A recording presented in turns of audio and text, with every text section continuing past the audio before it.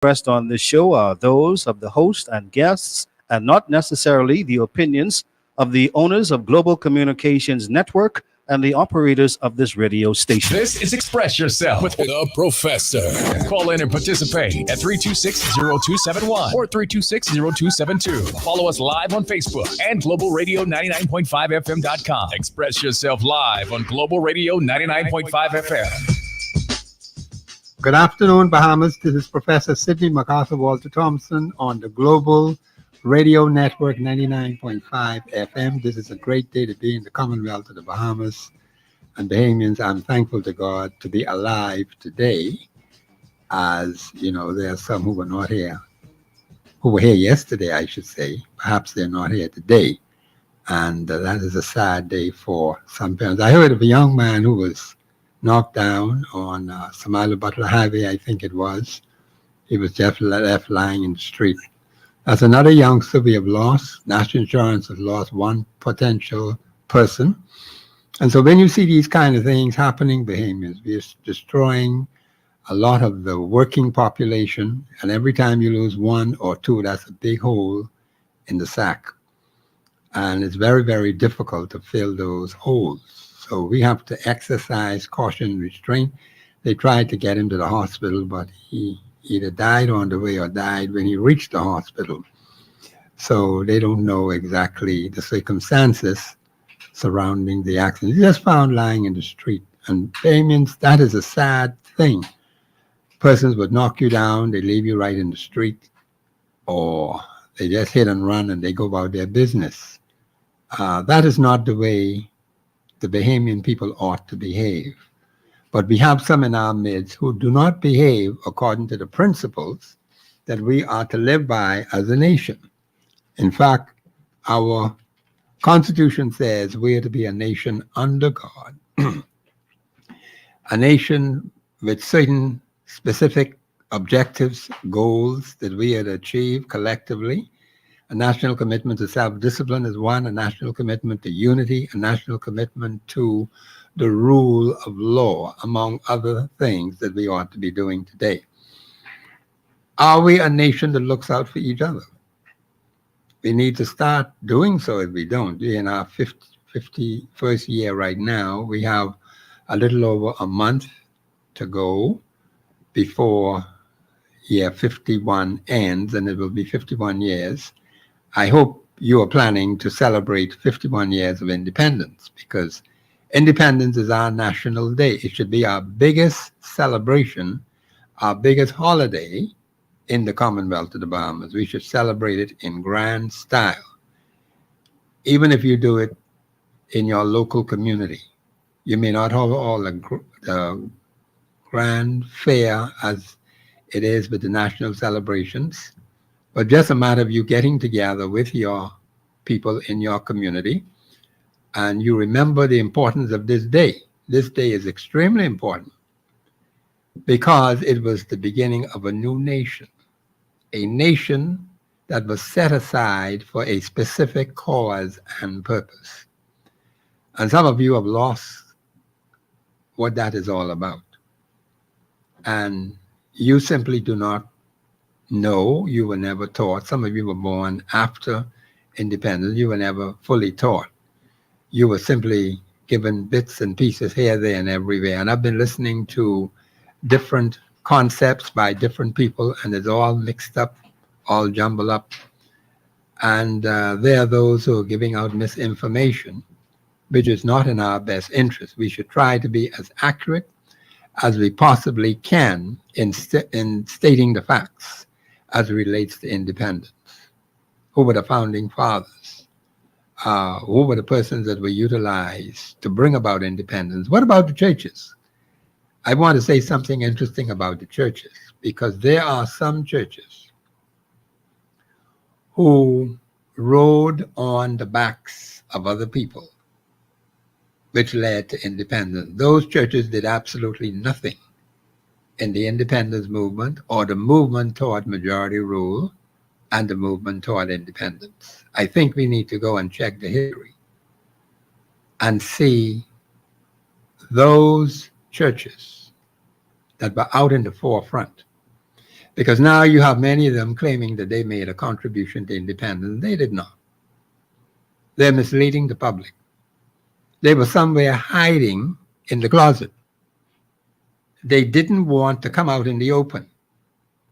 They rode on the backs of other people who were out in the forefront. And we know who those churches are. We know who the churches who were involved in the movement, right in the forefront.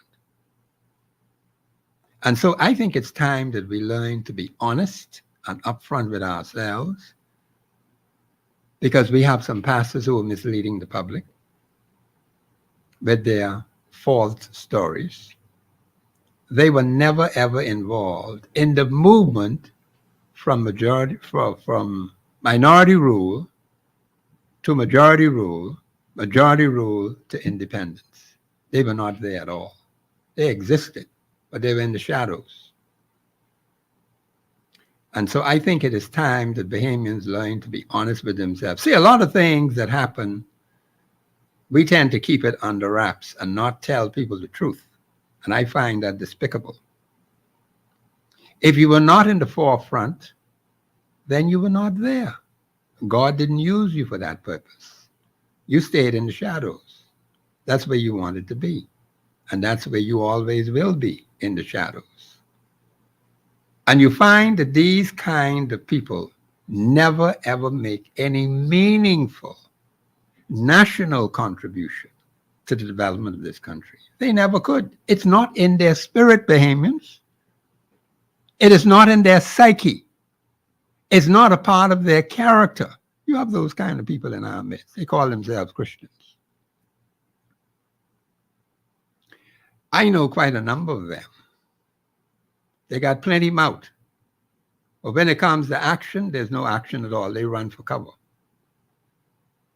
They're not prepared like the early church was when the early church was confronted with a madman like Nero, where they actually lighted torches. Living, mortal human beings were lighted a fire on the stakes in those days. And those people sat and ate dinner and watched the Christians get burned to death. We haven't been through nothing like that. So the little fish fry troubles that we claim we have are nothing compared to what the early church went through. We need to check our history, you know. We have not yet resisted unto blood. But the time may very well come when that will happen. Because too many of us are playing games with God, and God has to sift the wheat, the chaff and the wheat. There has to be a shifting. A sifting, I should say. I don't want to say a shifting. You know, some other people use that word.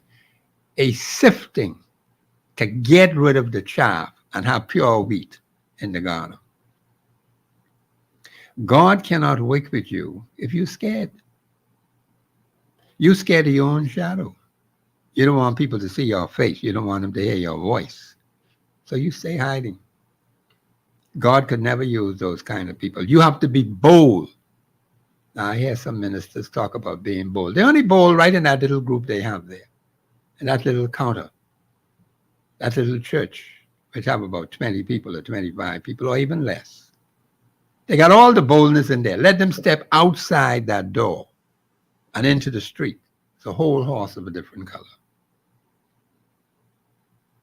Those are the kind of people we have in this country. That's why you find so much division among the religious community. They're not united. They're not scripturally strong because they have different beliefs. They have different views, and that's fine. They can have their views. But does it tie in with Scripture? Does it line up with Scripture?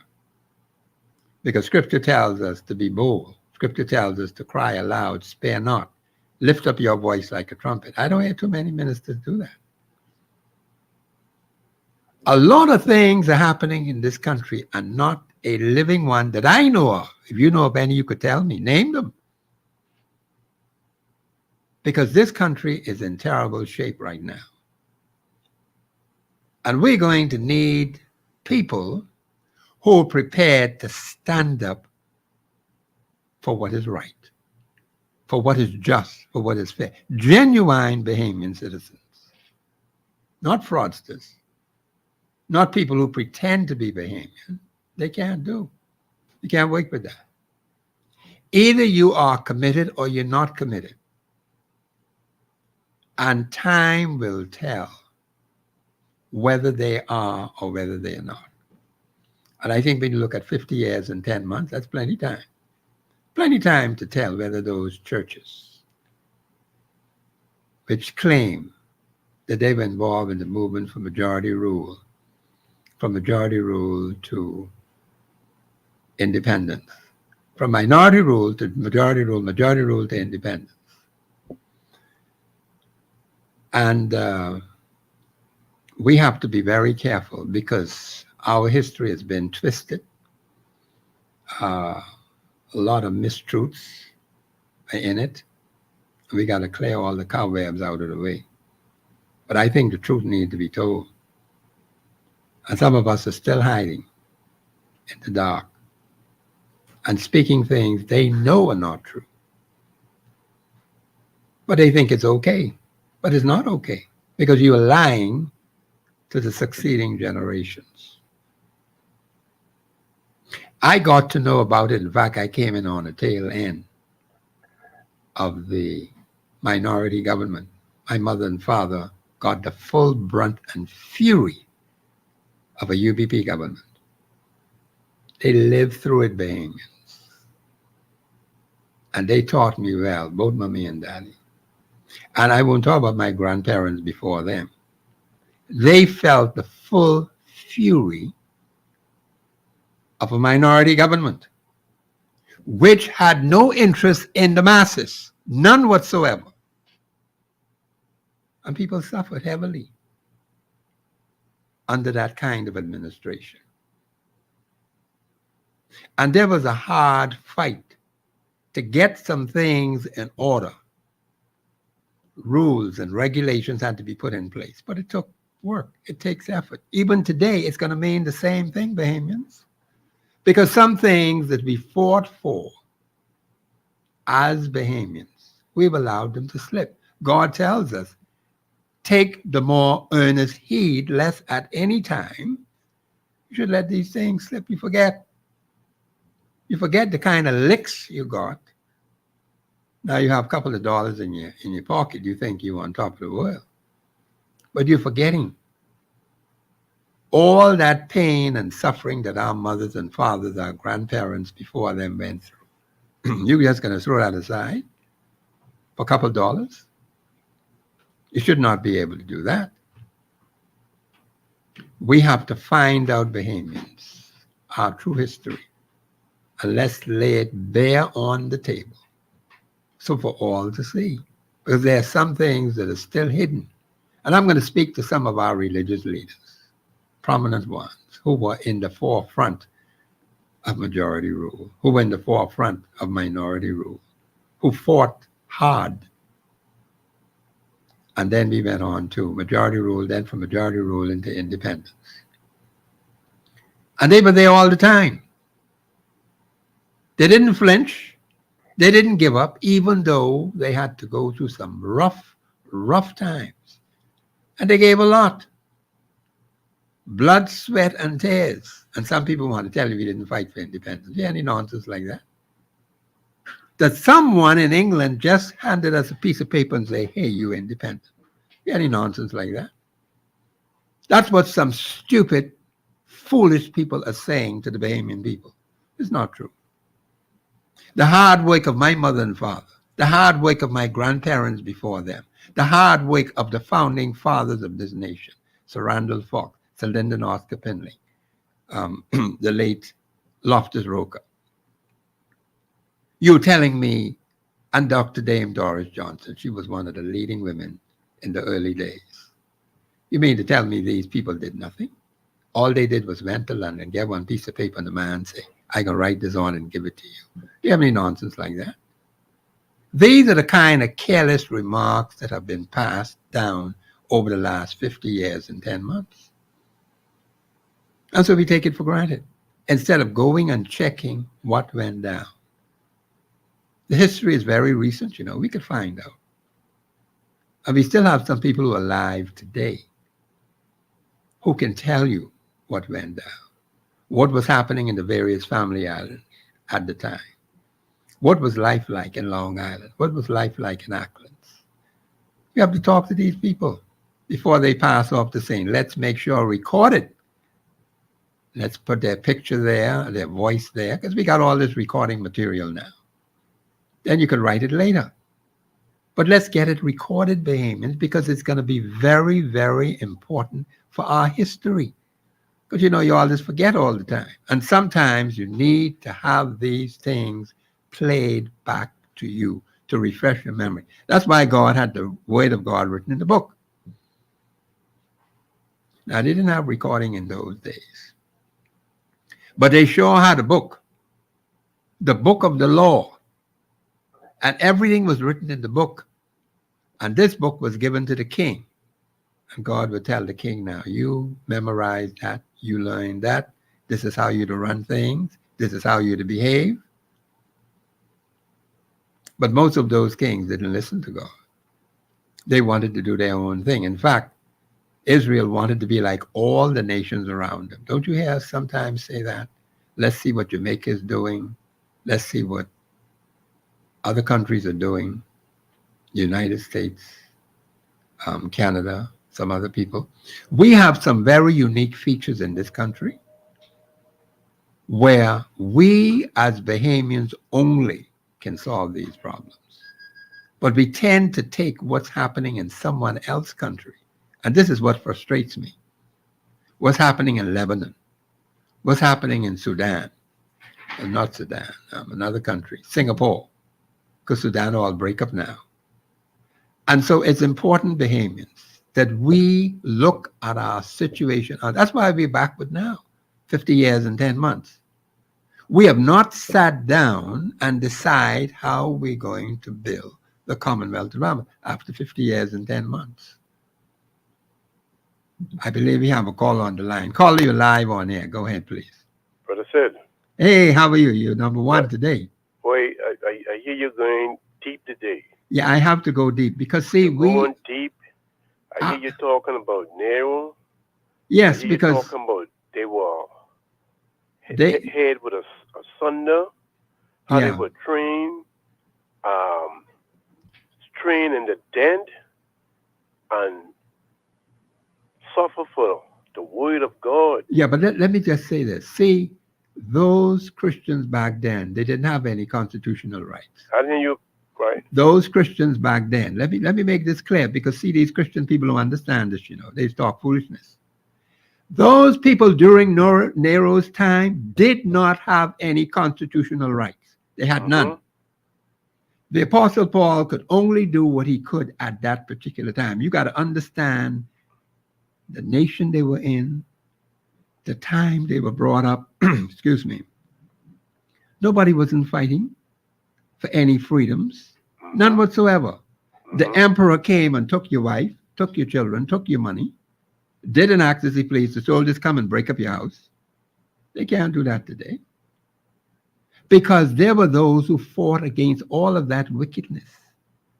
Now you have some fish-fry churches want to try to hang along and claim that they were part of the independence movement, which they were never a part of, or a part of the majority rule movement, which they never a part of.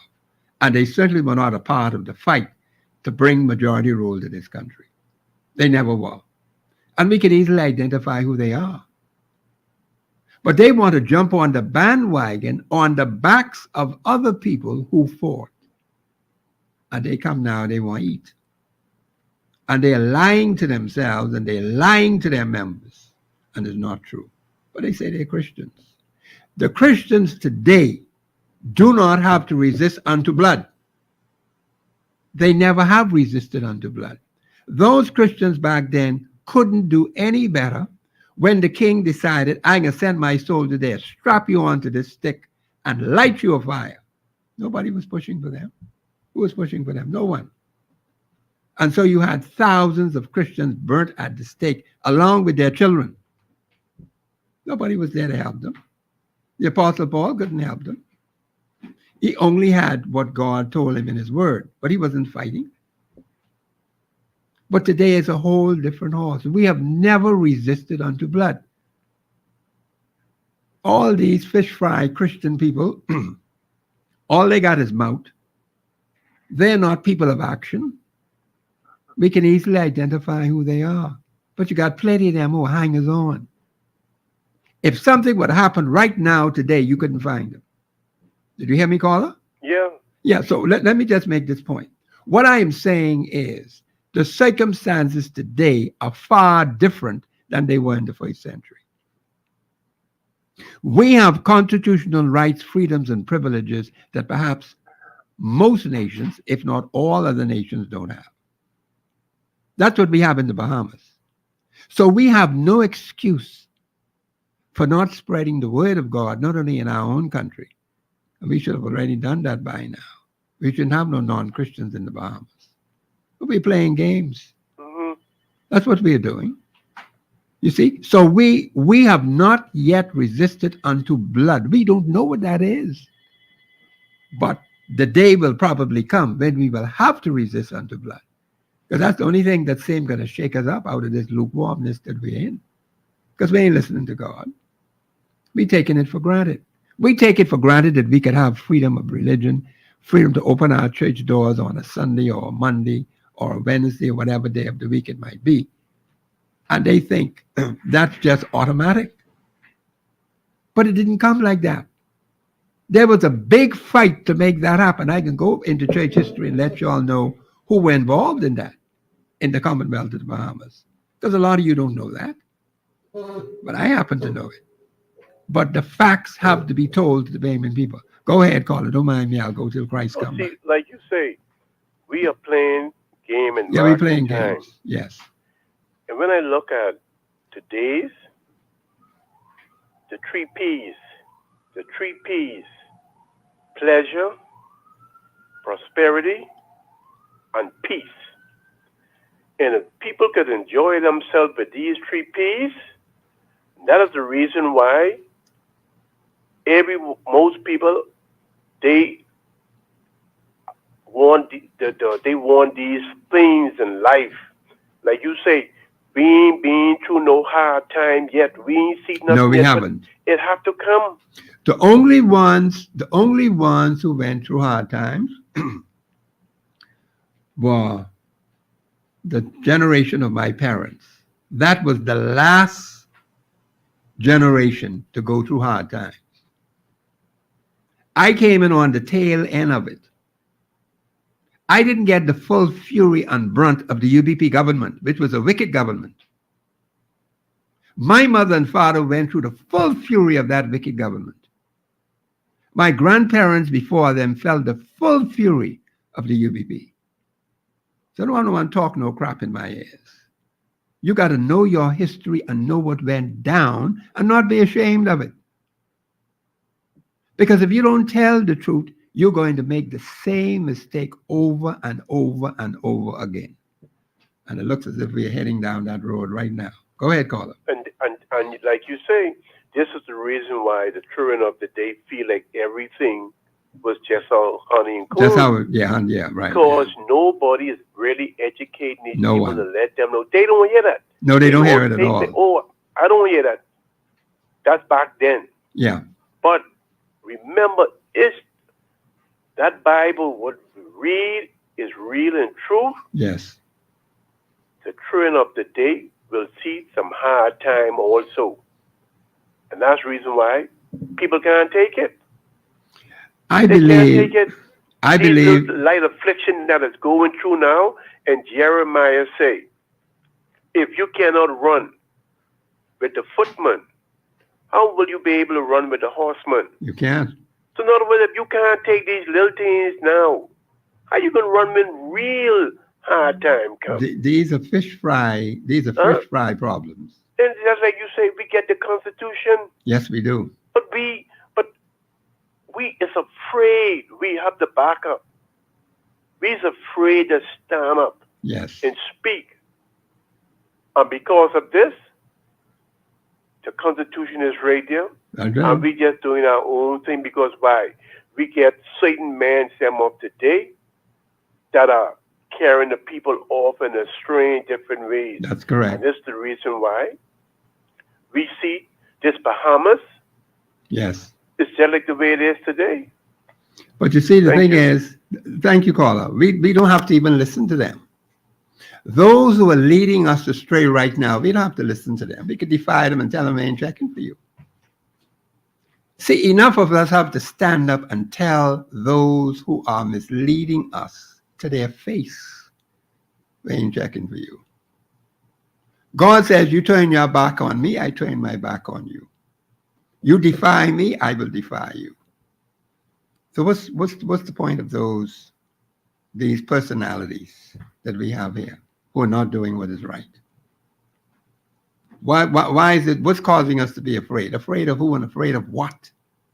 What is it about them that causes us to have this fear? I don't understand it at all. From the time I came to know the Constitution of the Commonwealth of Bahamas, I came to see the Constitution always stands.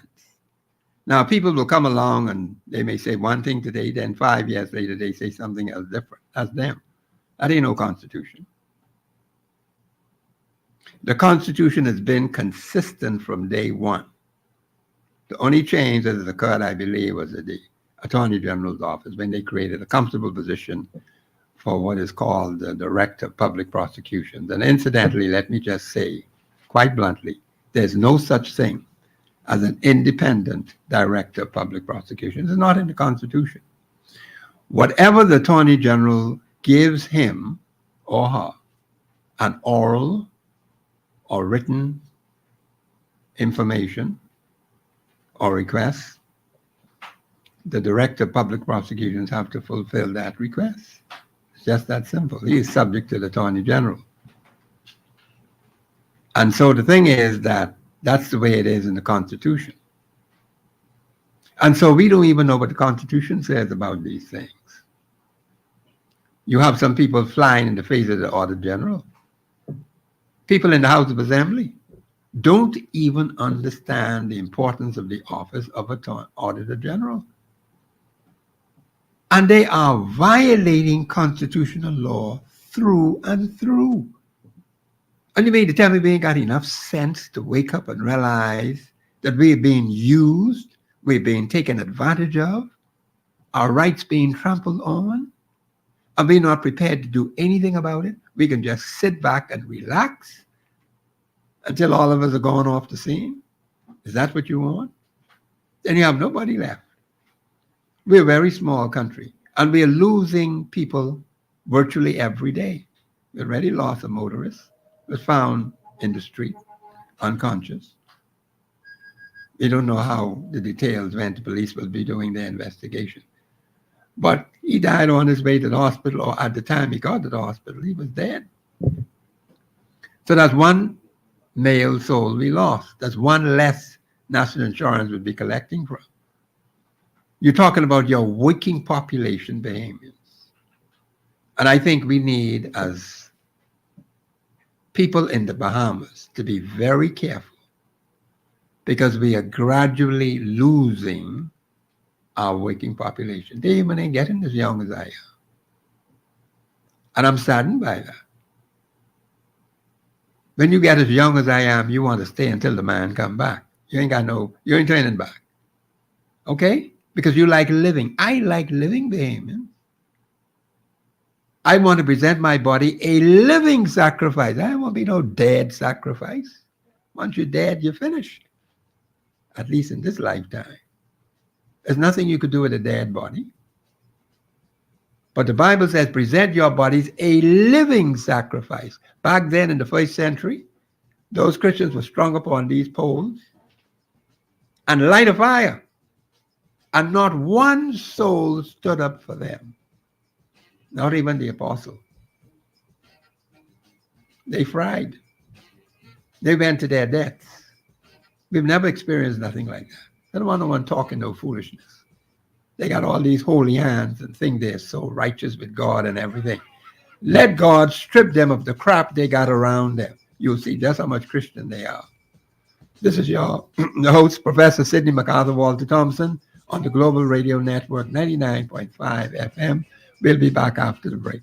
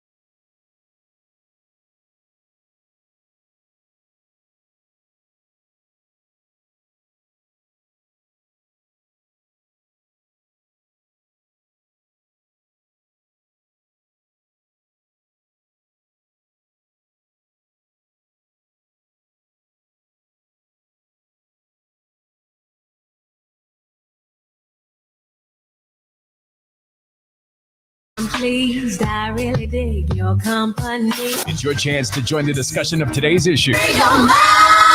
Let your voice be heard. Speak your mind and express yourself. Call in and participate at 326-0271 or 326-0272. WhatsApp us your concerns on 809-2310. Follow us live on Facebook and globalradio99.5fm.com. Express yourself.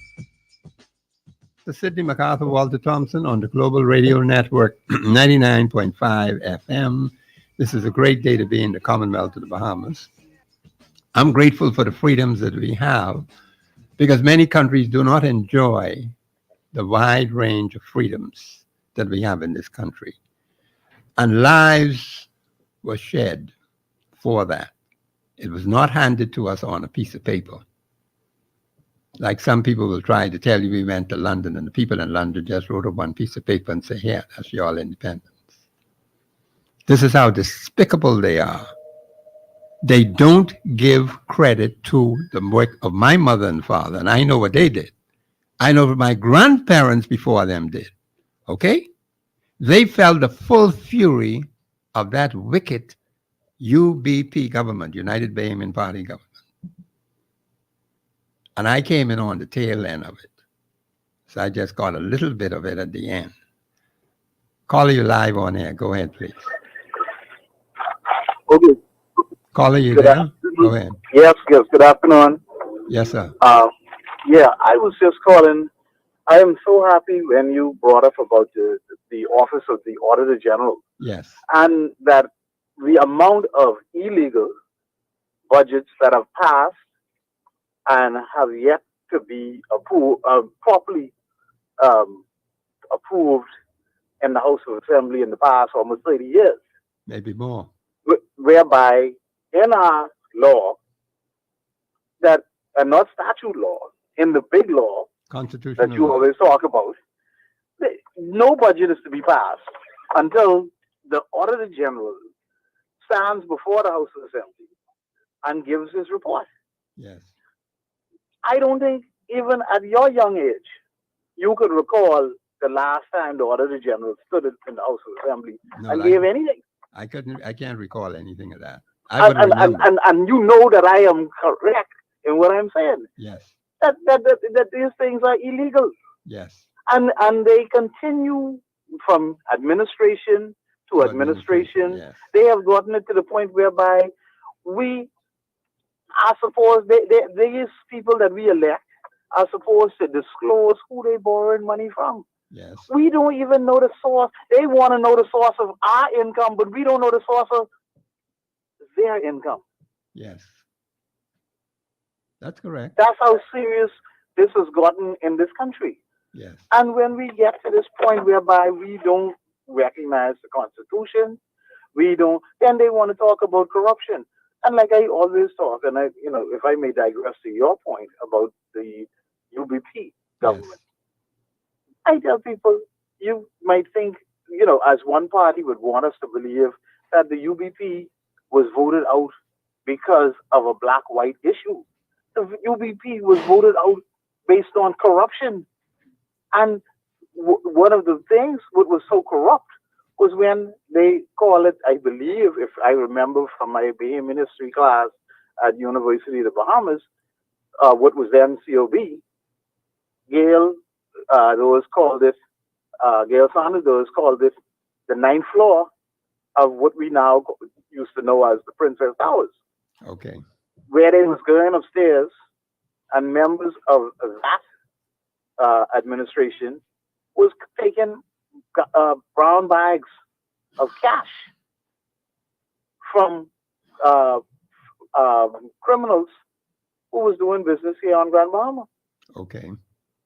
And that's how, when that became disclosed, that was the end of the UBP. Okay. And then that's when some of members of the UBP actually left the country because they was afraid that there was going to be an inquiry. Okay. And further illicit activity was going to be exposed. Yes. This ain't something I'm making up. This you know what I mean? Yes, This is sir. our story. This in the local dailies. This in our history. But again, because we won't read nothing, and this is why it's so scary that the government borrows these huge sums, hundreds and hundreds of millions of dollars, Yes. and don't even get up in the House of Assembly and say, well, we got this money from so and so, or we went on a trip and we came back with $50 million. From whom? That's a good point. And they don't feel like any reason to tell us. Okay. Well, there's only one solution to that, eh? Well, what you were saying just now, but I'm about to say. No, I mean. No, there's only one solution to that kind of foolishness. There's only one solution to that. And the thing is, we continuously, they're supposed to be members of the House. They're supposed to give reports on where they get their income money from, and so on and so forth. They late in providing that information. And the Constitution makes for provisions for these things. Yes. You don't do this. This is what happens to you. Right. But nobody following through. You see the disclosure bill? You know how many times that has been violated from the beginning? No one has yet been punished for violating the disclosure bill. Yeah. And this goes on year after year after year. Yeah. I mean, we even have this thing whereby, these people, what they call it, publicly exposed people. Yeah, public exposed, yeah. Yeah, publicly exposed people. Politically exposed, yeah. I know what you meant, but politically exposed, yeah, okay. Yeah, politically exposed, sorry. Uh-huh. And so, I mean, you seeing any politician being exposed here? No. Because they ain't telling you nothing. I get you, yeah.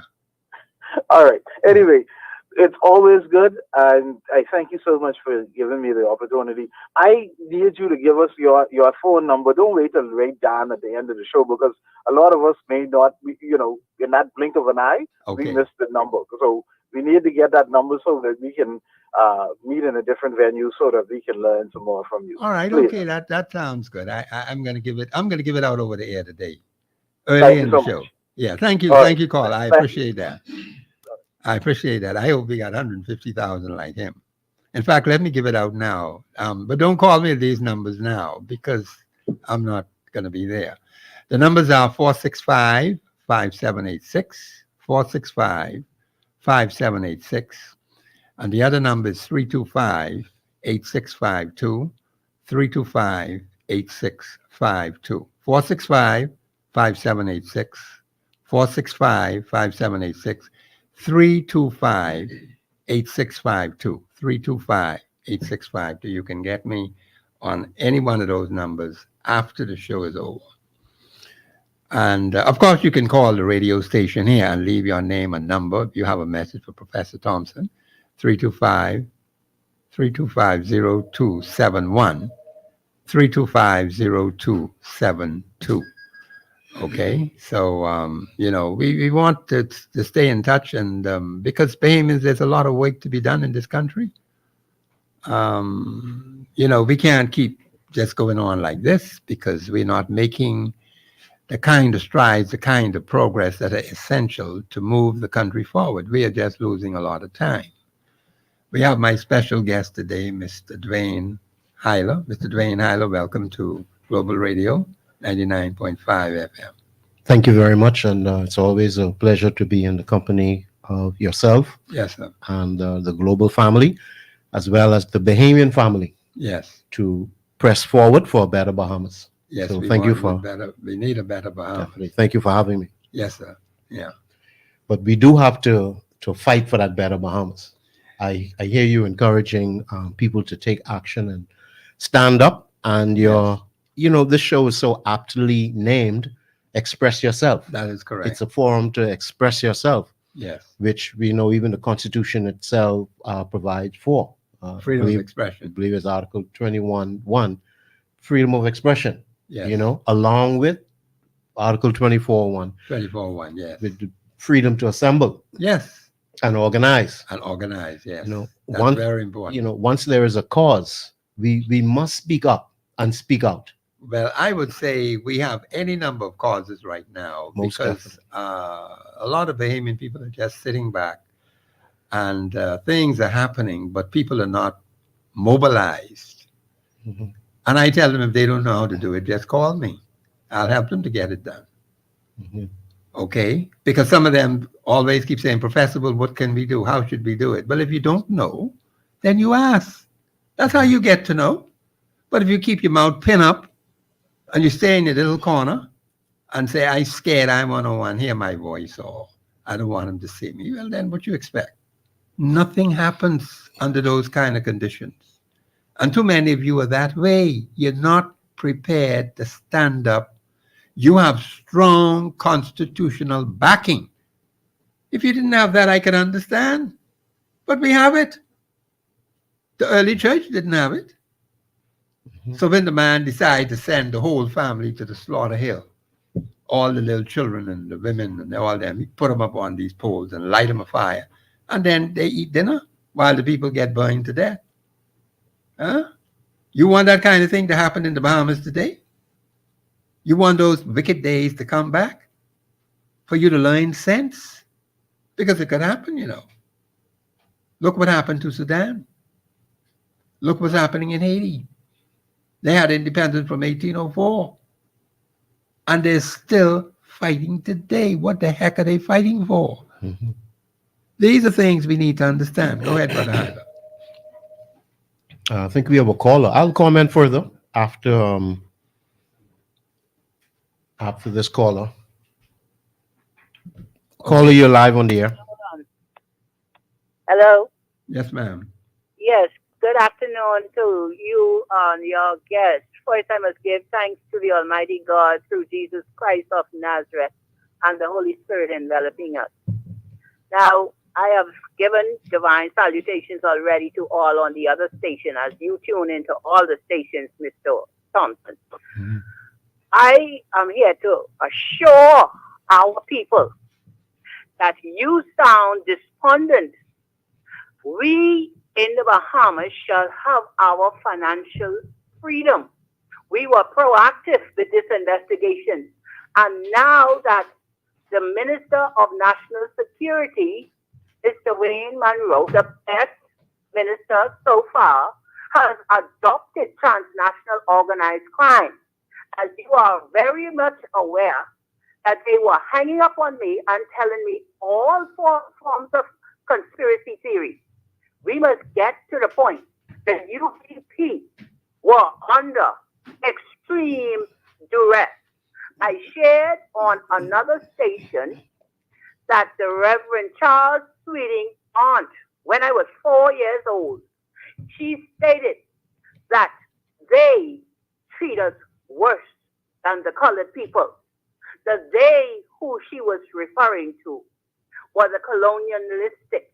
They are separate and apart from the British monarchy, who believes in the Almighty God, Jesus Christ of Nazareth, and the Holy Spirit.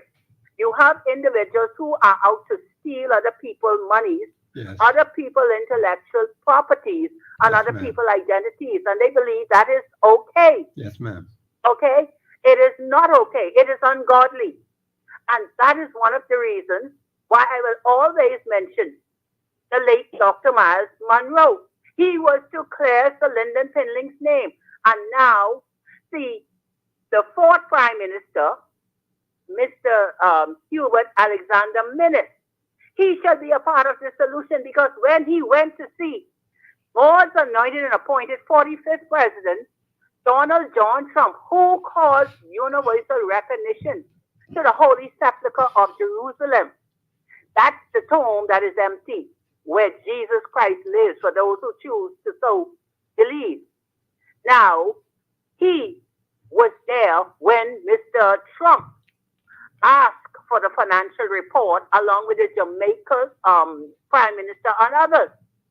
We have that financial report that was ready from the 87 when Gerald Augustus Bartlett was forced out. I intentionally did not call these stations because we have been proactive in the Royal Bahamas Police Force. And I assured my police officers that at CDU, they are not to speak, because when you ask me what is geopolitical, we are interconnected. Okay, the late Sir Roland Seminit, the late Sir Stafford Sands were all under deadly duress by the colonialistics, and the history shall come. And we, as soon as we have that hearing at the Paul Ferguson Center with a live international call-in, that is the request of the International Federal Correspondence, where I was posted in the House of Assembly from 2008, then we shall have assured financial freedom to each and every dwelling home. I don't ask this. We know who the people are. Some of the colored people here in the Bahamas who form the DNA, who form all these other parties. We know who they are, and any deadly attacks on our nation leaders, we already know who they are, okay? And we can deal with that. And this transnational organized crime and domestic trafficking in persons, manufacturing criminals, they are here and they are interconnected with the LGBTQFS financier, who is a woman. And they believe that God is a woman, and that is their ultimate goal, to change the United States of America monies from the divine in God we trust to this crypto isles nonsense. Now, if they choose that, then they ought to represent good destroying evil. And Mr. Minnis and all our nation leaders shall be a part of this solution, because it was an attack on all nation leaders, as you see. You cannot emasculate men. And this will come in time for Father's Day for Mr. Donald John Trump. And he shall vindicate Mr. Biden and also the late, I think it's Richard Milhouse Nixon. Now, that's my contribution today. Any questions from Mr. Dwayne Hyler? Because he is a part of the Wilson. I think he said he is Stanley Wilson, and his uncle, I think, burned the flag, not knowing that the blessings of Jesus Christ of Nazareth is from the British monarchy. Okay? And that is why the late Sir Lyndon Pinling said you can get rid of the Privy Council, not the British monarchy. Well, thank you. Thank you for your contribution. Thank you for your contribution. You know something? That man who perished, I think on Samilo Butler's Highway, he was found unconscious in the street. And when I hear Berenice talking about the people of this country, all of us being assured of financial freedom, that may sound all well and good, but when this is going to reach the average Bahamian, because, you have a lot of personalities that she called, and I don't know if that means much to the average Bahamian. I think they would expect those who are leading them to guide them in the right way. That's what people would expect from their leaders. But from what I can see, we're taking so long for the assured financial freedoms for the average Bahamian. You can't say this to the woman who's 85. You can't be telling her that 20 years down the road.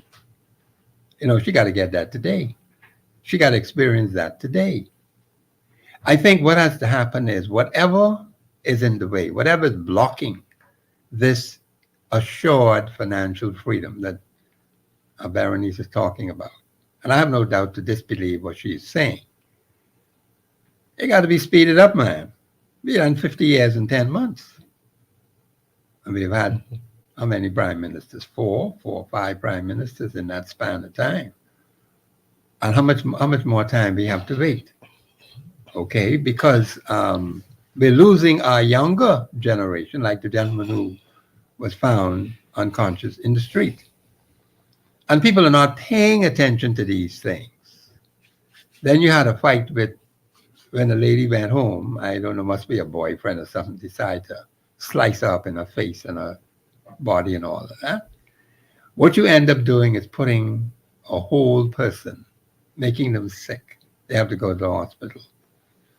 That means they won't be working. They have to be depending on national insurance to help them out. So these are the kind of strange things that be happening to our people. And we wonder why. Why is that happening? Why is it taking so long for this assured financial freedom? Because I want to see it too, I want my people to experience it. I want all the Bahamian people to experience it. Because they waited 50 years and 10 months. Now, what else do we need to do to make sure that happens? Can we depend on these past leaders? They're still there. What is it that they aren't doing, or what is it they ought to be doing for that to come about? It can't be another 50 years and 10 months. Mr. Hyler, what do you say to that? Well, now is a good time to take action. And as you have suggested, we are not in a spirit to combat what we are facing. To be specific, we have issues, many issues going on in the community. And today what I would highlight is the business community, because we have a lot of personal issues, a lot of personal problems, but at the same time, financial issues really, it runs through everything else. Even the Bible says that money answereth all things. Speak basically to the financial issues as it affects business. Okay, as it affects business. Yes. Because remember now, Berenice said that every family, Bahamian family, should be assured definitely of this financial freedom. Now, we ain't experienced that yet. That hasn't come about yet. No, and in fact, in some ways, the opposite is happening. Let me speak directly to it.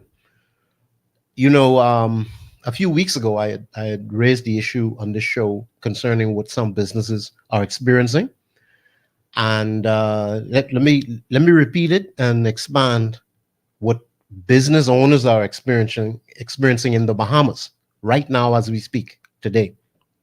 But let me ask you this now. See, every time when I hear this, you see, if people are going to speak in the dark, I don't take you seriously. I hear you. Okay, because you can be serious. If you are experiencing these issues and yet you're not able to clearly identify what they are, it's happening to you, it's happening to this one, it's happening to that one, we're just kind of going around in circles. But we are not coming to any specific conclusion as to what ought to be done. We've been doing that for too long now. Understood. You see, people are saying, oh, yes, and they stay in the dark. That does not help our situation at all. That's what I try to get the Bahamian people to understand. Get out from in the dark. Men love darkness rather than light because their deeds are evil. Do we understand that? Understood. That's not going to help us at all. So how is it with the business people? And I'll let you speak on that. So let's look at it, and then we have to read more too. Let me be specific. I mean, this is almost unimaginable. You could say even egregious, right? We about to have the budget debate. Last week we had the budget communication. So let's look at what took place early in this year, as reported by even the Chamber of Commerce, the Bahamas Chamber of Commerce and Employers Confederation, right? They asked on behalf of business owners, they asked for a filing extension for whatever deadline. If you had 3 months, right? They were asking for an extension. And the main reason being, believe it or not, the online platform for registering your business was not working properly. That is correct. And this was brought to the attention of our government. Yes. Even in the light of not being able to properly access the online system to register your business, yes, those businesses were told you need to have your payments in and your business registered by this deadline. Now listen to this.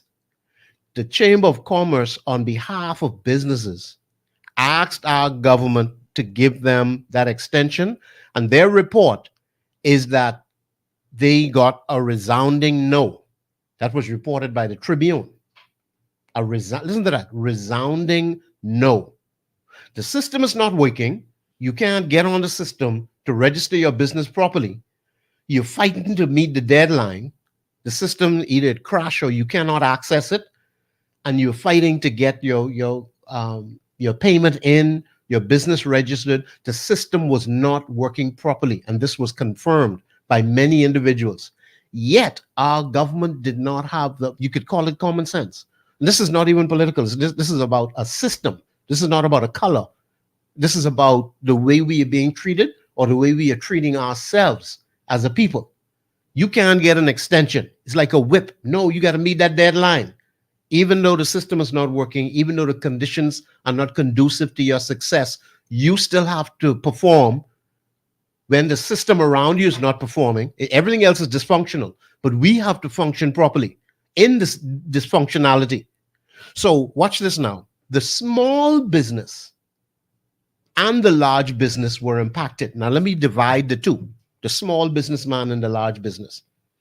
Imagine having a business that pays $5,000 in business license. This is point number 2 now. If your business is large enough to the point where you're paying $5,000 business license fee, I would like the financial secretary, the auditor general, or somebody from the office of the prime minister, the Ministry of Finance, to confirm what we have heard many reports, and that is this. Were many businesses required to pay 2 years business license fee? So if you customarily pay $5,000, were you made to pay $10,000? This is what is being alleged. We have to use this word allegedly to protect all parties involved. So you don't know of any particular business that has paid twice the amount? I do. Okay. I do. And we can, if anybody out in the public wants to call in, we need to start expressing ourselves, and this is where change begins, by expressing your discontent. You have to reject the conditions that you're in. You have to speak to that mountain and say, be thou removed. This is where those who are affected, and I get right back to my original point, is those who are being affected and who are being asked to pay twice the amount. This is when they need to stand up. Definitely. Okay?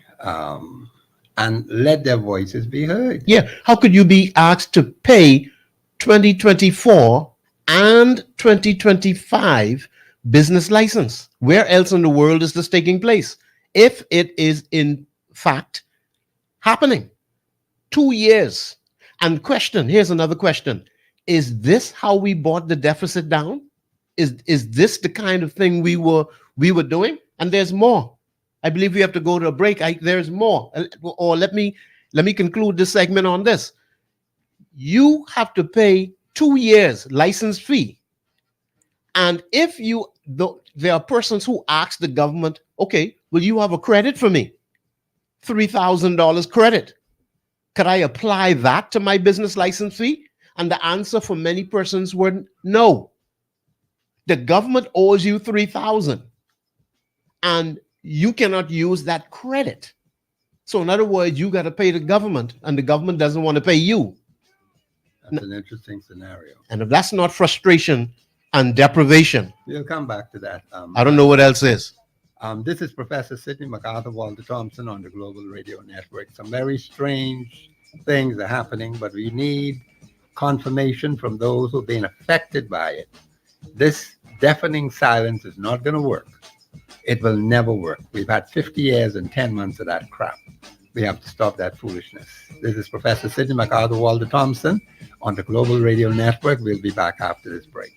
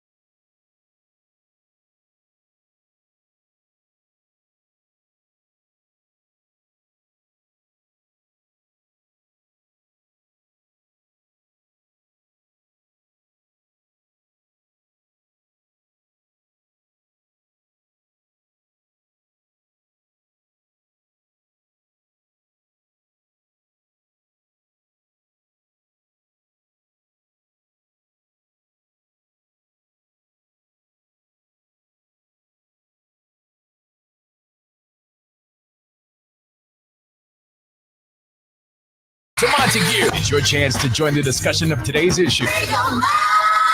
Let your voice be heard. Speak your mind and express yourself. Call in and participate at 326-0271 or 326-0272. WhatsApp us your concerns on 809-2310. Follow us live on Facebook and globalradio99.5fm.com. Express yourself. This is Professor Sidney MacArthur Walter Thompson on the Global Radio Network 99.5 FM. Express yourself. And Bahamians, you have to do more than just express yourself. You have to take action. Let me speak specifically to business people in this country. I think too many of you are sitting back and just allowing one or two persons to speak on your behalf. That's not good at all. You have to tell the public. And you have to come out and show the public. You have the evidence, you have the proof. If such and such is happening, why are you afraid to say it? Because it's just speculation. Even though I might know about it, or another person might know about it, that's not good enough. You have to expose it, Bahamians. But if you keep quiet and you only hear one person talking about it, then what does that mean? You put one person out there to hang up to dry while you sit in the dark? Is that what you want? That is why we are in the predicament we're in today. Because we don't want to stand up for what is right. We want other people to fight our battles for us. We don't have the spirit of our mothers and fathers in the 40s and in the 50s and in the 60s leading up to the 70s. We don't have that. That passed with the generation above me, my mother and father. We're living on their work, their labor, their sweat, their tears. The generation coming after them, which is my generation, we haven't really done anything. We're existing off what they left behind. We are benefiting from what they sweat and work for. Ain't nothing else has happened, Bahamians. You tell me. Show me one major national issue that has been solved in this country since that period of time, right on up to now. And who are those who were in the forefront if we had any national objectives being achieved? Or are we just existing? We have a lot of talk. We have no action. We're scared. Oh, I want my voice to be heard. And we just sit in the dark and whisper and mutter and peep at one another. Is that the kind of country we can build? I don't think that's the best way to go, but we've had too much of that foolishness going on, Bahamians. If you are being treated, as Mr. Hyler said, and he says he has some information, the thing is that I would like for those people who have it to confirm it. Confirm whether it is or it is not. Don't leave Mr. Hyler out there on the limb by himself and allow him to get hanged, and you go off into the dark. But it ain't me. It's him. I know how you people go, you know. You think I don't know these Bahamian people? 50 years and 10 months? You can't fool me. Now, he says he knows certain people. I'm not going to ask him for those names publicly, but I'll get them. The point is, too many of us like darkness. We don't like to come out in the light so your deeds could be exposed. When you come out in the light, all that darkness fall off and you could see everything. Plenty light around. You say, oh, see what's over there in that corner? I didn't know that was there. See what's over in that left-hand corner? I know that was there. Because the light shines on it, Bahamians. We need plenty light in this place because it's filled with darkness and confusion and strife and chaos. And some of you have vital information. You're not doing anything with it. Give it to Professor Sidney MacArthur Walter Thompson. I can ask you for that now. Give it to me. Let me do something with it since you don't want to do nothing with it. Particularly if it's an interest to affect the national objectives of the Bahamian people. Why bury it, Bahamians? You had a particular personality the other day who just passed off the scene. Just went to his grave. But all kind of information. But it died with him. So what good is that to the Bahamas? No good at all. Because it never benefited the Bahamian people. That's what you have to learn to understand. Now, would you say the fellow was selfish? I don't know. I'll just simply state the facts as I know them. Nothing was ever shared with the average Bahamian. No assistance was given to the average Bahamian so he could better understand the workings of his country. Because there are plenty of you who have this information.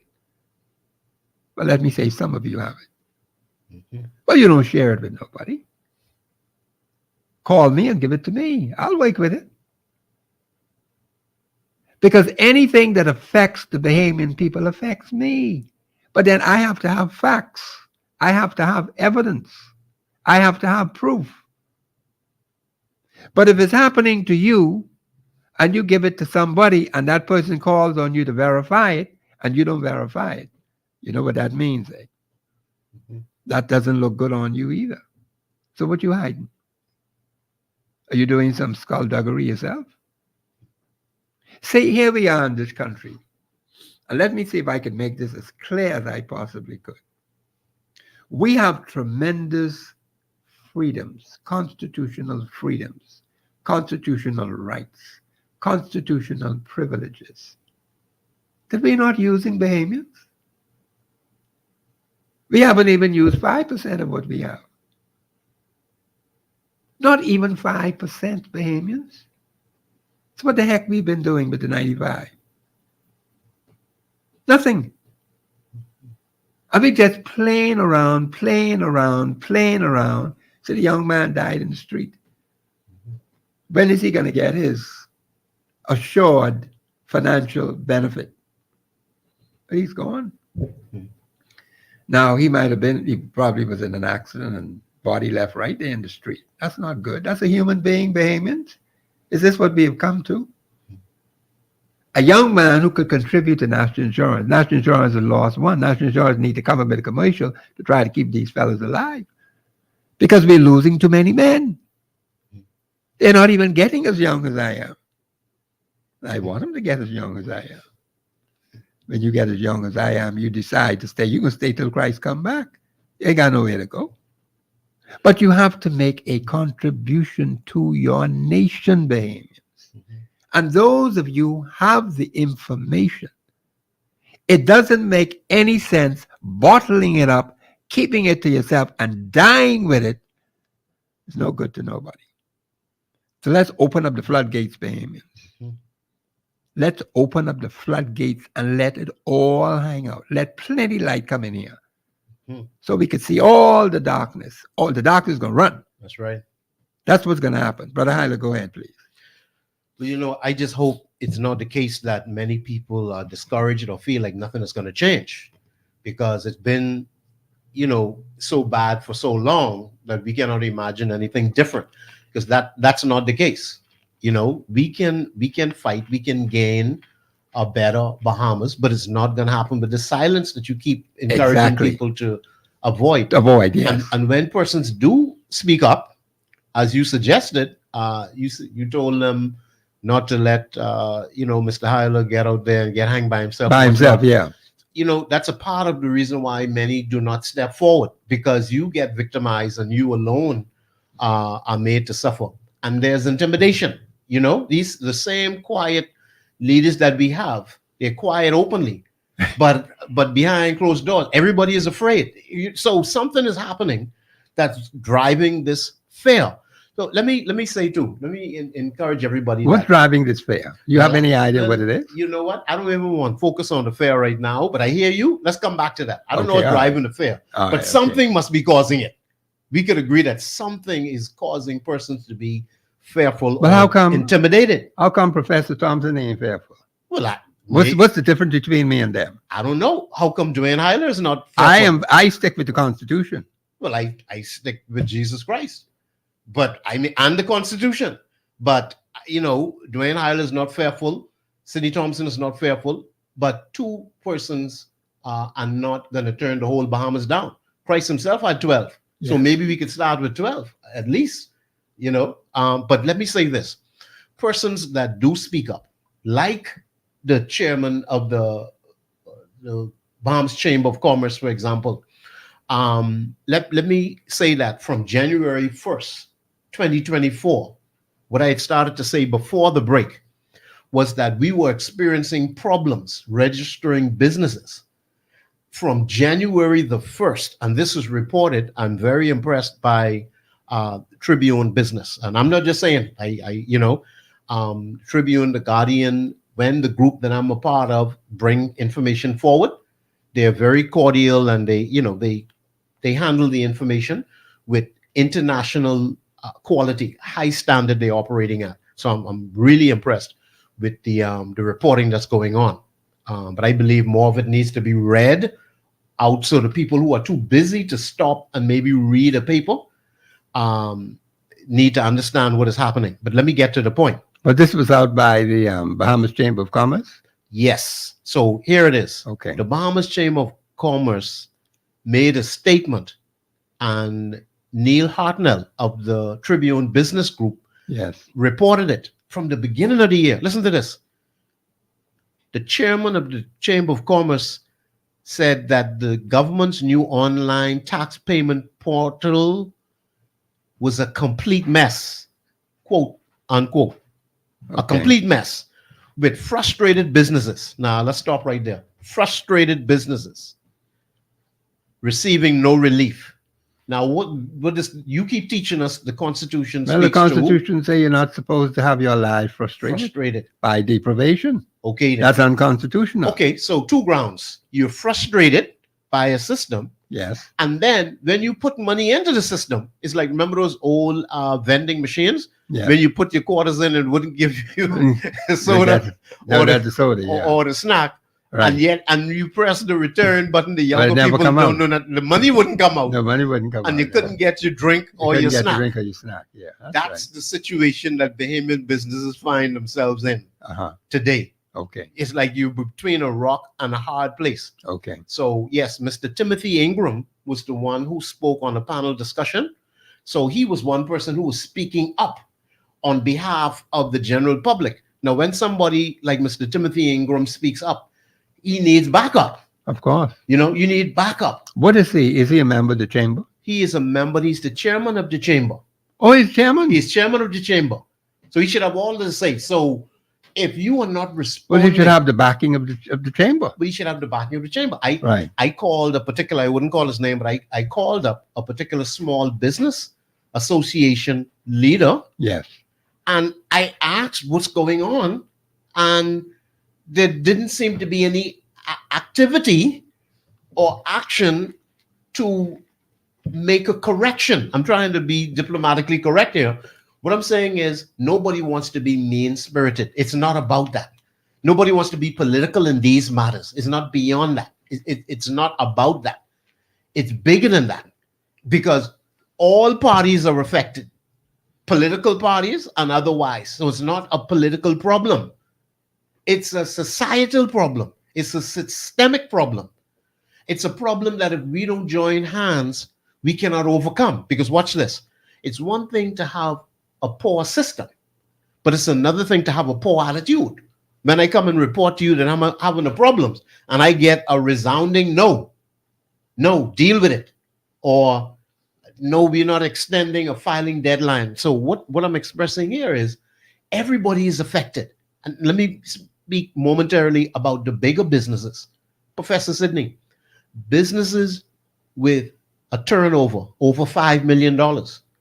They also have a deadline, but they have to be audited with a special audit. You got to bring an auditor into your company, go through all of your books for the past year, turn around, make projections for the new year, presumably so that those businesses who are charged for 2 years business license fee, you have to project what you anticipate making for next year. So you may make $5 million for this year, and you pay a tax for 2024 on $5 million. But if you project that you're going to make $6 million for 2025, then we're going to project and calculate your business license based on that.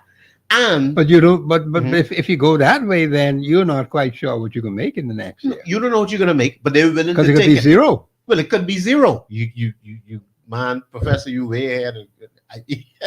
Professor, I don't think that makes any sense. So, Professor, if I make zero next year, where there's hurricane or whatever it is, because it's zero, you make no money. So what zero? Happened? So what happened to the money that I paid?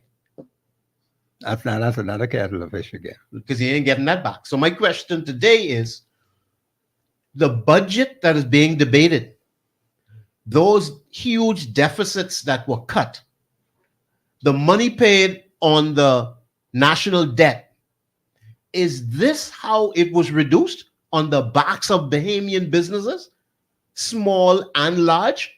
Because once again, I told you that for small businesses, it was a request made for a deadline filing extension. Yeah, you said that. Right? And there was a no for the small man. So for the big man, he had a different deadline for audit in April. Have all your books audited. The chamber also requested an extension to the deadline to come up with your proper auditing. And the answer was also no. So the chamber reportedly, this is all in the public domain, the chamber stated that they consider the government's action aggressive. Okay. The word is aggressive to get this done.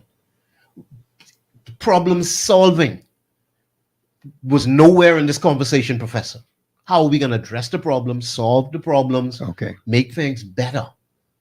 You know, for how are we going to mitigate these problems? Nothing was stated. Just, pay the money, get it done. And I say it again. If anybody out there knows of businesses, or if you are a business owner that was made to pay 2 years business license, you cannot fear intimidation. There should be no fair repercussion. It's not right. And if there's anybody in the public that want, even if you don't own a business, do you think we should have to pay 2 years business license fee? I'd like to hear from those who have gone through it. And you still can hear from those who may have a view on it. No, I have no problem with that. Yeah. But my difficulty has always been persons who are being affected by it. I know, for example, there were some people on the police force some time ago who wanted the Bahamian public to stand for them, right? To rally for them, but they themselves did nothing. Mm-hmm. I don't think it's fair to the Bahamian people. While you stay in the background in the dark and others must fight your battles for you, that's not good. And they walked away with the money. They didn't share any money with us. They got their money and they went quietly to the bank and deposited it and didn't tell the Bahamian people, thank you. Okay? This is the behavior you have with people, and not only from the police force, but from other agencies of the state. So they get their money and they quietly slip into the darkness. So what kind of standing up is that? Or were they bought out with the money? Now, see, I'm not sure about that. I don't know. But there are just too many things that are just left wide open. And it should not be that way. We should know whether people are being asked 2 years ahead of time, yes or no. Or 1 year ahead, yes or no. Professor, we Yes, have a few comments coming in on Facebook. Yes. That are very interesting. One person is saying all business owners should be in the square to be heard, and to change that impossible deadline, to change the meeting of an impossible deadline. Okay. And they put a question mark. They said no, and they say okay then. So that's one person. That's a Facebook comment. That's a Facebook comment. All right. And there is a gentleman that commented saying our people are cowards. I reluctantly even say that over the airwaves, and I don't know whether this person's comment is related to the cowards or related to the impossible deadline. Okay. But a lady is saying 100% true. 100%. You know what? She was actually responding to the other gentleman that said the business owner should be in the square. She's saying, I believe that the way to change the narrative is to speak up, hold nothing back, particularly if it's the truth, and nothing but the truth. Okay. Yeah. That's a step in the right direction. Yes. Yeah. Mm-hmm. Yeah. So okay. That's good. Okay. Because this brings, normal business already has tremendous pressures. Yes, they do. The cost of doing business is extremely high. Very high. The indeed. cost of living is extremely high. Too high. And it has been stated by many persons that so far, last week, the budget communication did not really speak directly to relief as it pertains to the cost of living. And I would add to that the cost of doing business. Nothing was directly, to the best of my knowledge, addressing these areas. Now, energy was addressed. The high cost of energy was stated that, but we've heard that over and over again. So what are they going to do about energy now? I don't know, but you remember the hundreds of millions of dollars that went into the Wärtsilä generator? Yes, I remember that. I mean, I thought we had enough energy to power other countries. Exactly. From what they were telling us. Yeah, man, all of this money that was supposed to be, the breakthrough. And they supposed to have brought in some other equipment. Yes, for maintenance. We had training. Maybe somebody from BPL could call in to enlighten us on that. What happened to these hundreds of millions of dollars that went into the Watsilla generators and the training, the parts, to deal with that? It's just a lot of money being spent, and I am highly concerned that answers are not being given. Yes. The official opposition stated that over 180 questions, I believe, since this administration came to power, over 180 questions have gone unanswered. Okay. And one of the more recent ones was that these new loans that are coming in, like from the IMF, the new loans, a specific question was asked: are the new loans being used to pay off old loans? In other words, is it a wash? Are we getting $250 million to pay off a $250 million old loan and interest? That was asked by Mr. Pintard. But you still owe the money again. Well, you still owe the money if that's the case. Yes. But the point being that our Prime Minister stated that he is not prepared to answer that question, and others. So, like I said, it's one thing to have a dysfunctional system, but when you have an attitude, and this is, again, nothing personal, when you have an attitude of, I'm not prepared to answer, you don't want to answer these things. Why not? Mm-hmm. And then one other thing, I had pointed out, many of your guests were surprised to know and understand that the opposition has access to the public accounts. In fact, Public Accounts Committee. the leader of the opposition is the head or president of the Public Accounts Committee. That's so correct. when a dollar comes into this country, he should be right there, standing shoulder to shoulder with Mr. Davis and with the official governing party to receive. I'm just saying figuratively, but he should know all inputs and outputs financially. Yes. He has that right. He can call meetings. He can set meetings at certain times. Yes. You don't have to ask the Prime Minister, when are we going to have a meeting on the public accounts? He can set dates and simply be given acknowledgement. Yes, we will meet twice a month, whatever those dates are, and they can review the books of what money came in and what money is going out. So it's sort of a farce. It's a game that they play sometimes. Okay. And this government did it prior when they were the opposition also, making it seem like, they're holding Mr.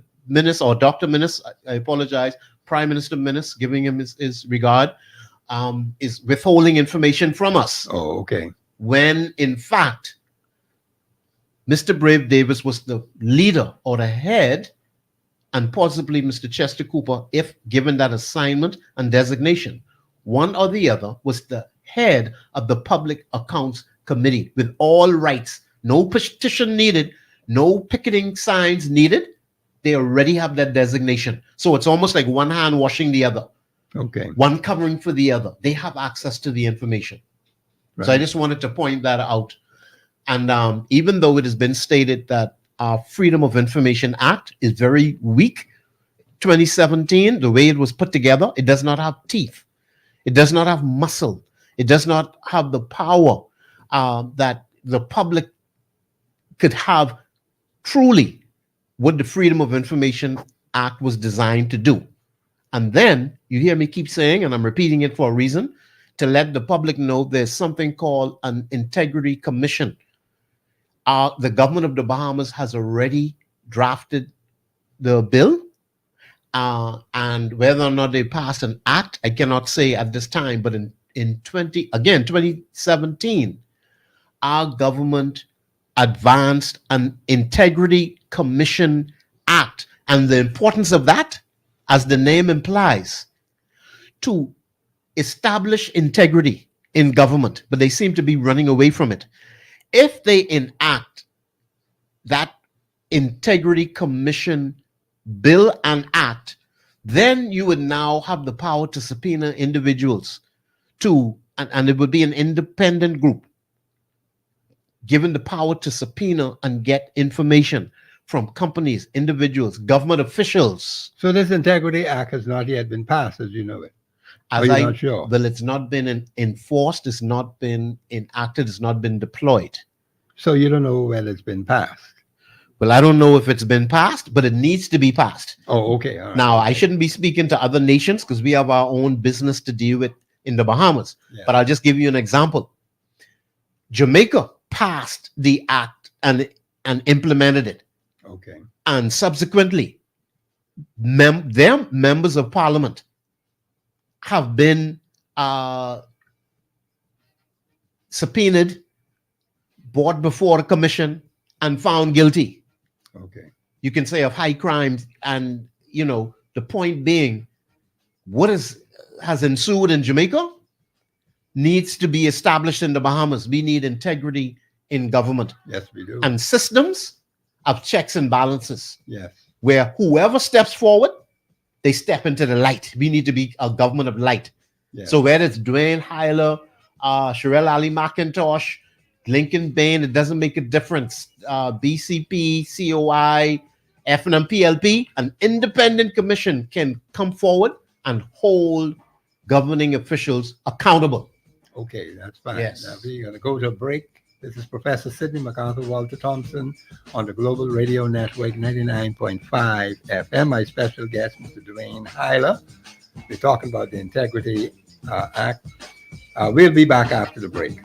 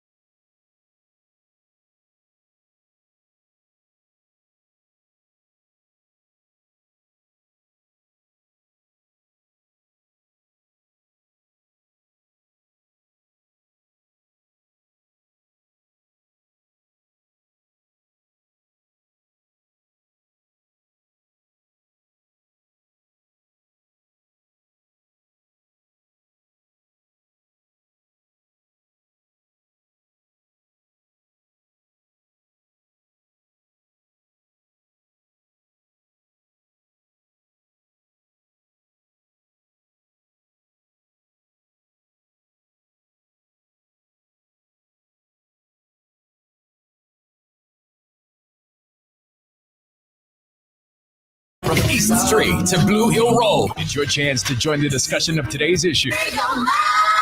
Yeah, let your voice be heard. Speak your mind and express yourself. Yeah. Call in and participate at 326-0271 or 326-0272. WhatsApp us your concerns on 809-2310. Follow us live on Facebook and globalradio99.5fm.com. Express yourself. This is Global Radio 99.5 FM. Professor Sidney MacArthur, Walter Thompson on Express Yourself. Bahamians, we need to express ourselves. That's number one. And number two, we need to do something about it because time is running out on us. And a lot of things are happening in the country. And we have to look at things objectively and organize ourselves. Article 24.1 of your Constitution gives you that authority to make good use of your constitutional rights, freedoms, and privileges. Do not hang it on to a particular personality. I've noticed this with Bahamian people. Bahamians want to rally around a particular personality. I think this is a serious mistake that we are making. What happens if that particular personality goes sour? Then what? Does your program go straight out the window? Or are you going to be organized according to solid constitutional principles? And that is going to be what you're going to be working with, not the word of a particular individual. I think it is very dangerous in this country to behave like that. We got to have everybody thinking the right thing and doing the right thing. Too many of us are just sitting on what we have and we're waiting for one particular person to do the thinking for us. And that person could be dead wrong. So what are you going to do about it, Bahamians? And I know the name of a particular political personality keeps coming up. Is that the way we're going to go into the future? Because when you look at it, that particular individual will have to run in a particular constituency and would have to win that particular seat to be a member of the House of Assembly. What I think is we need to have people who are organized constitutionally, 24-1, a set of principles and standards that are outlined in the Constitution. So you don't just go by the word of a particular personality. You're just going by what he said or she said. And that creates a problem. Have a reference to go by. Just their word. What if their word changes today or tomorrow? Then what? What happens then? Because something could happen which would cause that individual to make a sudden shift. That's possible. But we should not hang our life on a particular personality about to change the country for us. We have to be involved on the ground in making sure that we get 39 persons, I think it's 39 seats now, 39 persons in the House of Assembly, who are going to do what is right, what is just, what is fair on behalf of the Bahamian people. Now, we haven't been doing very well with that because we've been choosing all kinds of people. And we just say, well, we can try this one, we can try that one, we can try the next one. But we've never delved into the character of these people. So we don't really know them. We don't know anything about them. We don't even know whether they're Bahamian. Do we have any in the House right now who have dual citizenship? If anyone in the House right now has dual citizenship, that person ought not to be there. His seat in the House ought to be revoked. But we aren't doing anything about that. There's one particular personality that I'm thinking of right now who has dual citizenship, reported to be having dual citizenship, and yet that particular person is still sitting in the House of Assembly. You see, when we keep playing with these kind of things, it's going to get worse and worse and worse. So we got to put a complete stop to it quickly before it gets out of hand. Definitely. And I don't think we are putting the kind of effort, the kind of pressure in the right places at the right time. And I say, if you don't know how to do that, you call me, I'll help you with that. Because I want to see change, but it takes your cooperation to make the change. You got 39 constituencies. And each constituency ought to have the right person to be the parliamentary representative for that particular constituency, not a party representative. That's what you have now. You have party representatives sitting in parliamentary seats. That ain't no good to us because we're not getting anywhere. And here's another mistake we have been making from the very beginning. By giving one particular political party a massive landslide of seats and the other party a few seats, and we expect to get somewhere like that. You make the government side so big that whatever the opposition says, they're completely ignored. They have nothing to fight with. So the system wasn't designed to work like that. Why give them such a massive landslide of seats, knowing it's not going to be to your advantage? We have seen it from the very beginning, 50 years and 10 months. How much more time do we need? See, sometimes I ask myself, are we understanding what we are doing as citizens of this country? Do we understand the importance of the parliamentary system that we have? Because that's what we have to work with until we get a better system or have it changed in some way or the other. That's where you come in to make changes to it, because we got to make some changes to our Constitution. Let me just say that, by the way. There's some things in the Constitution that ought to be changed. Now, I won't get you all mixed up in that now, because a lot of you don't know the Constitution to begin with.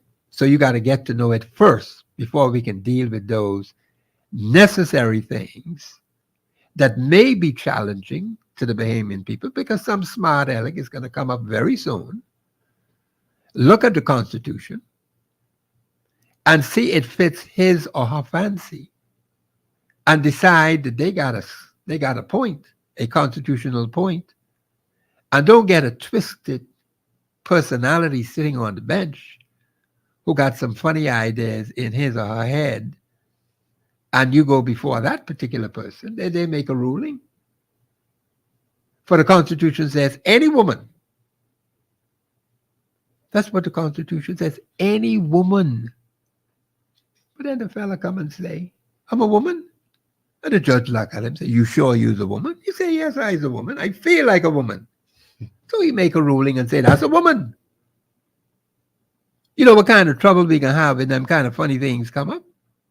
Then you got to go to change your Constitution, because we don't have it protected. We have not defined what woman is, what man is, what child is, although it's in the Constitution. Now, we know what it means, what the founding fathers meant by it. And we never thought that we would have to come to this point 50 years and 10 months later with people talking crap. But Bahamians, we have to define that. What is a woman? Because some people in the United States, they can't say what a woman is, or what a man is, or what a child is. Man, woman, child. Bahamians, we have to define in our Constitution what that is. Now, we got to have a referendum to change that, because it isn't defined in the Constitution. Now, there are some other things, of course, I won't burden you with that yet. But what I believe we need to do is have an administration that is going to follow the Constitution. If we have an administration that is going to follow the Constitution, then the country will be better off. But if people don't have the mind to do it, they're not interested in doing it, like how they're acting now. Doing and acting as they please.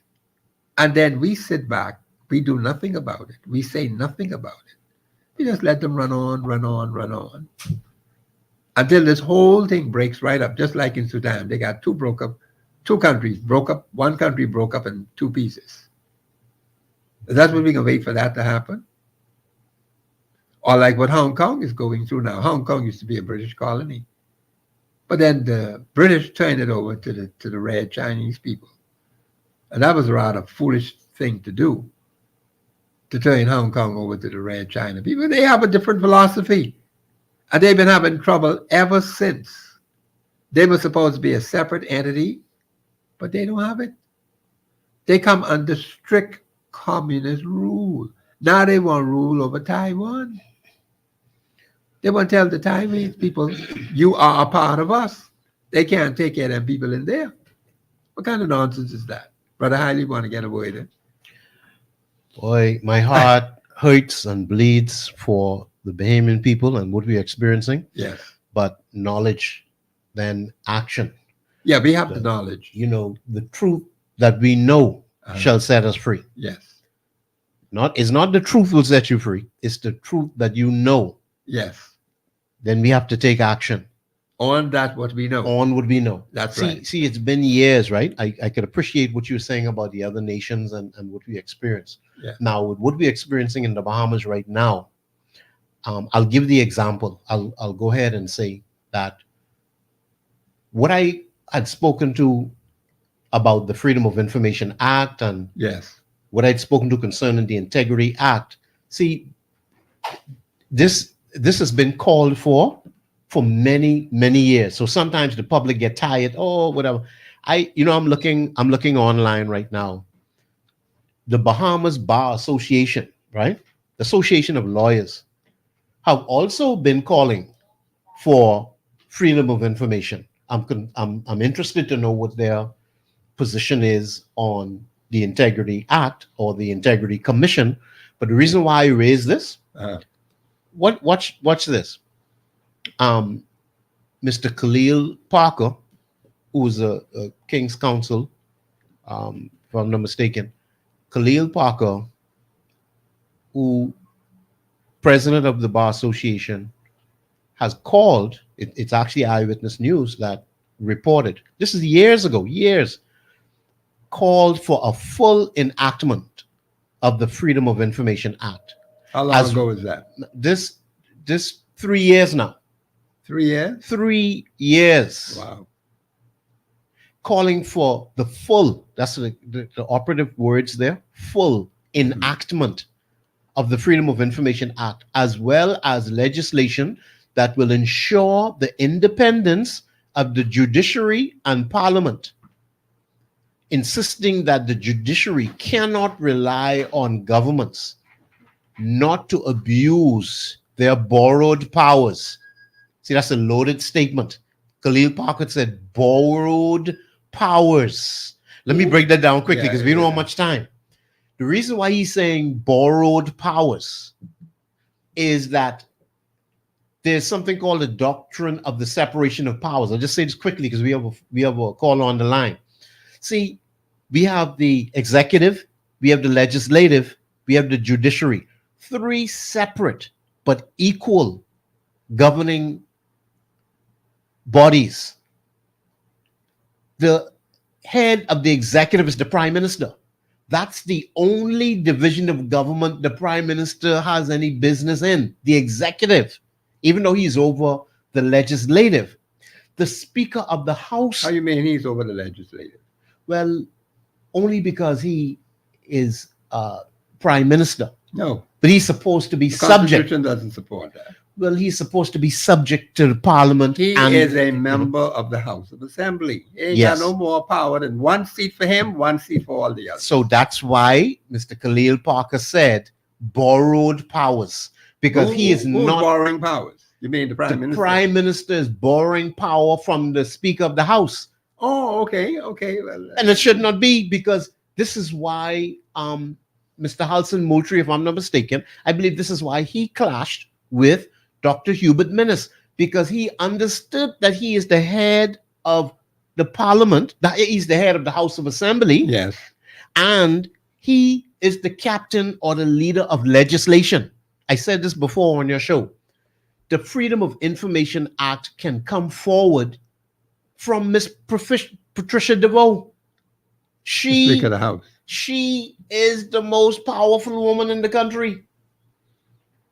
Well, I hear that. I don't know. But we have a caller, so let's wrap up. Let's get to this caller. After the caller. Call you live on air. Go ahead, please.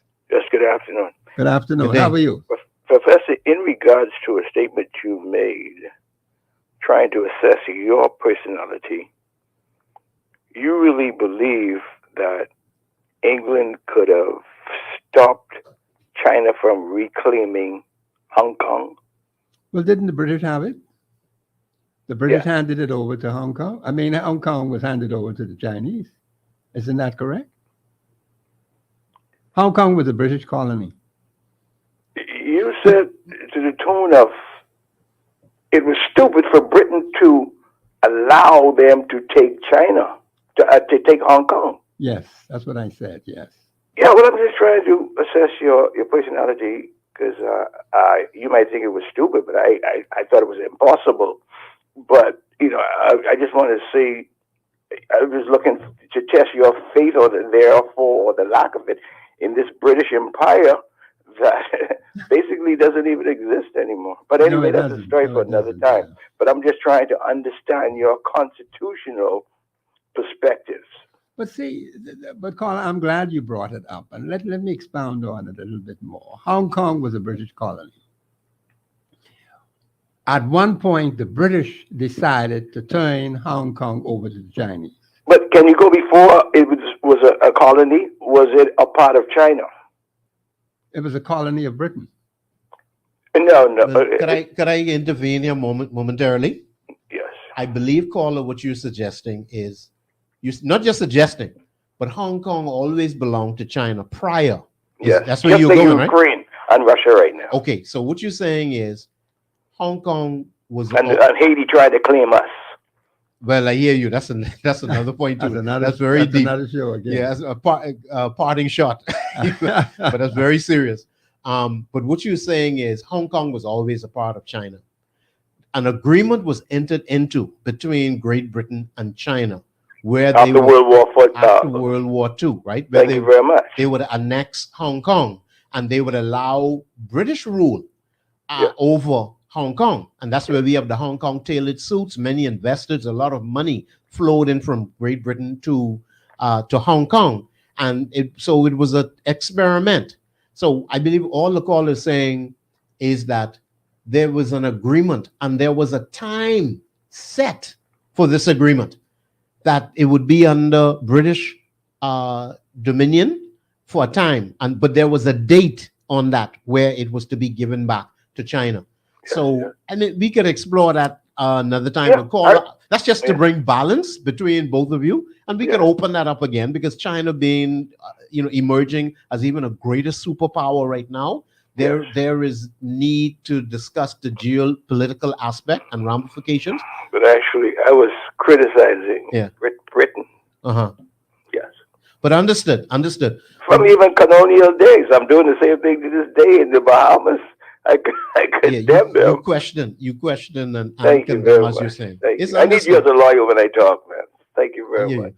Okay, thank you very much for your call also. So what he's saying is, if I understand him correctly, that there was a point in time when the British decided they were going to give the territory back to China. There was an agreement signed. There was an agreement, and it has a date on it. So once that expiry date hit, Great Britain was really obligated to hand back over the territory to China. So even right now, China mainland, we can say the People's Republic of China, because Hong Kong was treated almost like a separate country. Yes. But really, it's not. It's still a part of the People's Republic of China. But their condition has worsened since they turned it over to China. Most definitely. All kind of terrible things happen over there. Well, listen, Professor, if you do not mind, right? All kind of terrible things happen in China. And even as we only have 2 minutes to wrap up, because before that call, we were addressing all of the terrible things that's happening in the Bahamas. So I just wanted us to close on this note that, there are many people calling for, what I had read about the report concerning Khalil Parker being, head of the lawyers in the nation. There was somebody that made a statement. I just want to clearly say this is just a social media comment that the lawyers could call for Freedom of Information Act as long as they want but they were suggesting that is not going to happen. Why not? Well, the complacency of the people. You mean I the believe. complacency of the lawyers?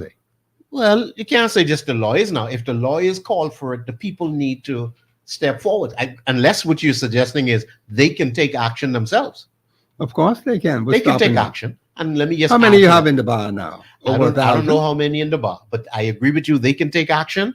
And also, I just want to reiterate that Ms. Patricia DeVoe, as head of the House of Assembly, she is an equal with Prime Minister Brave Davis. Is that correct, Professor?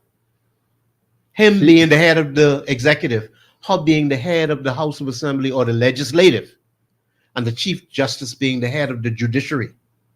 Okay. The Prime Minister is not supposed to be lording over legislation. Okay, I accept that. And thereby, this is why Khalil Parker, I believe, made the statement, borrowed, because that's in quotes. When Eyewitness News made this report, Khalil Parker said borrowed powers. So what he's saying is that the borrowed powers are from who? From Patricia DeVoe, and it's the Prime Minister borrowing her power to decide what legislation is going to be sent forward. Oh, I get you. So she is really the one who has the authority to fully enact the Freedom of Information Act and the Integrity Commission Act. Okay. That's the truth. Or some would say that's the gospel or God-sent truth. Okay.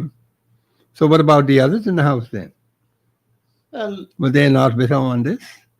Well, you know, a move has to be made and then seconded. Yeah, okay. You have to move. Move first and then a second. If Patricia DeVoe says, I move that we will establish and fully enact the Freedom of Information Act, and I move that we fully enact and establish the Integrity Commission Act. If she moves, all you need is a second. A second, yeah. Or if Mr. Pintard was a true opposition, he's an official opposition, if he was true opposition, he could move and Ms. Patricia DeVoe could second, or anyone can second, if they wanted integrity in the Parliament of the Bahamas. Okay. And if they wanted freedom of information, any member could move and it could be seconded. Okay. If they wanted integrity and honesty and good governance and transparency in the government of the Bahamas. Didn't the Prime Minister say that Mr. Loftus-Roker set a remarkable example that all of us should be following? Let me emphasize, you said say. He say, but he did not move according to parliamentary procedure. These were comments he made when he was talking about the life of the man. Once again, comments. Comments. So they don't mean nothing then? Not unless you write them, mean them, and act upon them. Mm-hmm. I don't see any action. Well, we got plenty of work to do then. Plenty work to do. Well, you doing the work, and so am I. We doing the work, educating the people, but they need to support you. They need to support global. Support. You need the support. Yes. I will work on that. Grand Bahama, help is on the way. Abaco, you on our minds. Heavy. Yes. We love you all. We appreciate you all. But we come to free you all, liberate you all. Yes, we have to. Yes. Okay. Well, this has been Global Radio Network 99.5 FM. Thank you very much for participating and listening to the show. And of course, tomorrow we will be here again. Tomorrow, I expect special guests on for tomorrow. And wait a minute, we got 4 days this week, right? Yeah, it's a Friday's a show. Oh boy, I was still thinking we had up to Friday. Okay, Thursday. Yeah, okay. This is Professor Sidney MacArthur Walter Thompson on the Global Radio Network 99.5 FM. Have a very pleasant afternoon.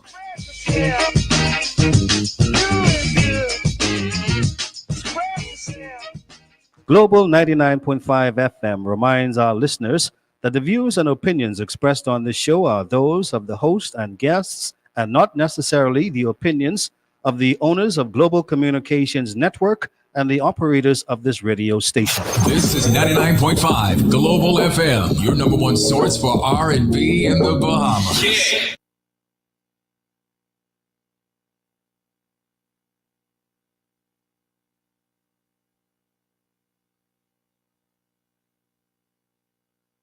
This is Global Radio 99.5. Welcome to the Jeff Fox Show. Jeff Fox.